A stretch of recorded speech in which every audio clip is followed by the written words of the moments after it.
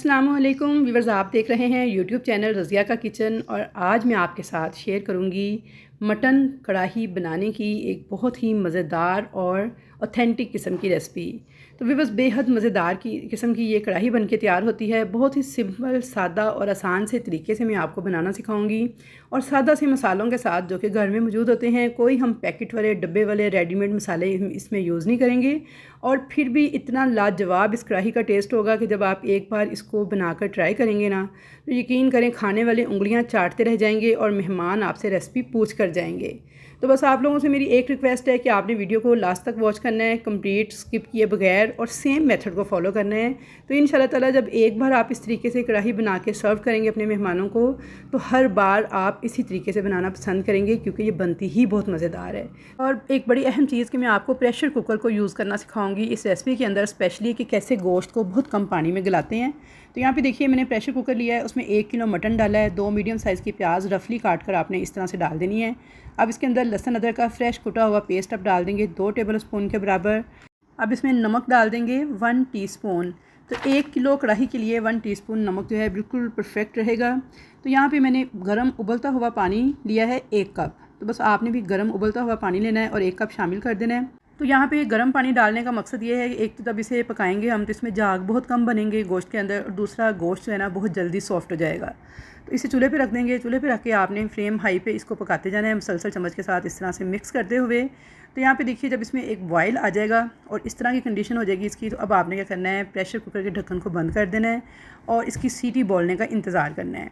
Medium flame पे आपने इसे पकने देना है। जैसे ही प्रेशर कुकर की सीटी बोलना स्टार्ट कर देगी, तो उस सीटी को बोलने के बाद आपने फ्लेम बिल्कुल लो कर देना है और 15 मिनट तक आपने इसे लो फ्लेम पे पकने देना है। तो बस आपने इस बात का ख्याल करना है कि सीटी बोलने के बाद आपने फ्लेम को हाई नहीं रखना, बल्कि फ्लेम बिल्कुल लो कर देना है और बिल्कुल लो फ्लेम पे स्टीम पे आपने इसको पकाना है 15 मिनट तक।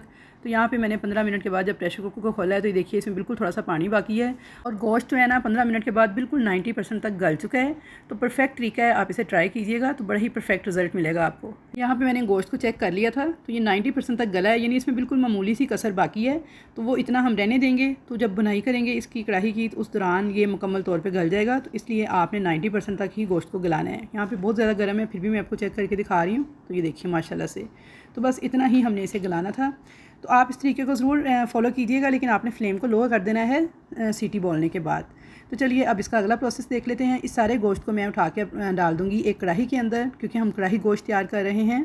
तो जो भी कढ़ाई आपके पास हो आप वो यूज़ कर सकते हैं। वैसे बाज़ार में इसको लोहे की कढ़ाई में पकाया जाता है, मैं यहाँ पे नॉन स्टिक कढ़ाई में पका रही हूँ। आपके पास जो भी घर पे इजीली अवेलेबल हो उसके अंदर आप इस सारे गोश्त को पानी समेत डाल दें। तो अगर इस स्टेज पर आपका पानी सारे का सारा ड्राई हो चुका हो, तो फिर आपने क्या करना है, इसके अंदर आधा कप पानी, गर्म पानी जो है वो मज़ीद ऐड कर लेना है।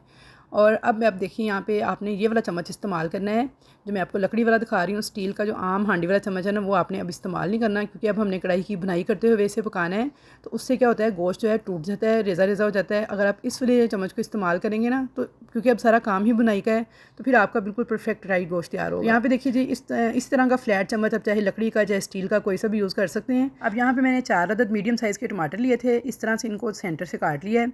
और अब इनको आपने इस गोश्त के ऊपर ना इस तरह से जोड़ देना है कि जो इनकी अंदर वाली साइड है वो नीचे की तरफ रहे और जो छिलके वाली साइड है ना वो ऊपर की तरफ रहे। अब इसको कवर कर देंगे और लो मीडियम फ्लेम पे 7 से 8 मिनट तक आपने स्टीम में ही पकने देना है, ताकि टमाटर जो हैं अच्छे से गल जाएं और इनका जो छिलका है वो सेपरेट होने लगे। तो यहाँ पे 7 से 8 मिनट हो गए थे लो मीडियम फ्लेम पे पकते हुए। तो अब इसको चेक कर लेते हैं।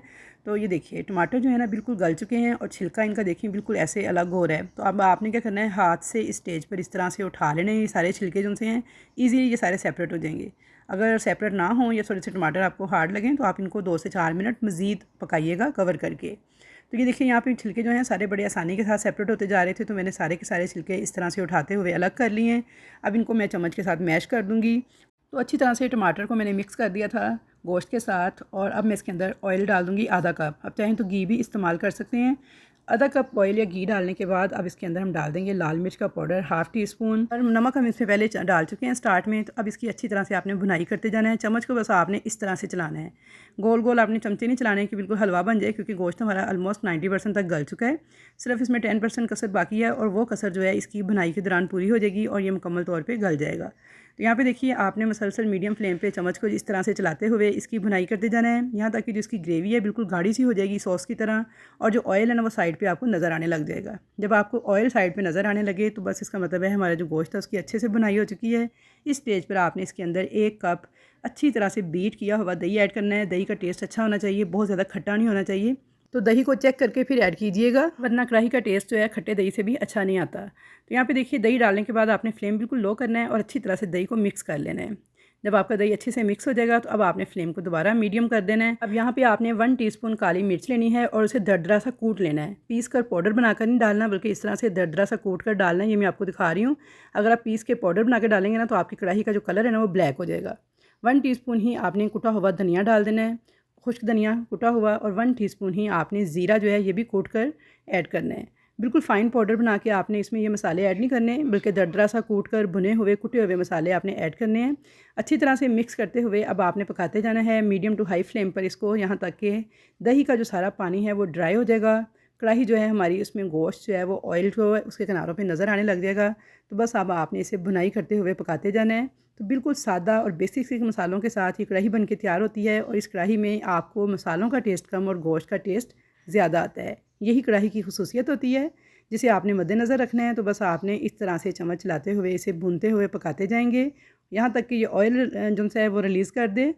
तो यहाँ पे देखिए जी अच्छी तरह से भूनते हुए मैंने कढ़ाई को पकाया है, ऑयल इसमें रिलीज़ कर दिया है। आपको ऑयल इसके किनारों पे भी नज़र आ रहा है।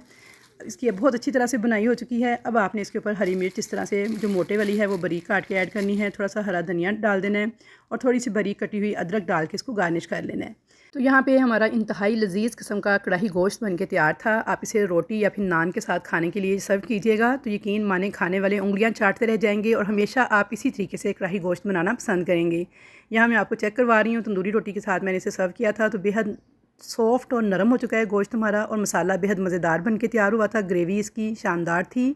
तो आई होप व्यूअर्स कि आपको रेसिपी पसंद आएगी। रेसिपी पसंद आए तो अपनी वीडियो को लाइक शेयर ज़रूर करना है। चैनल पर नए हैं तो सब्सक्राइब कर लें। अल्लाह हाफिज़।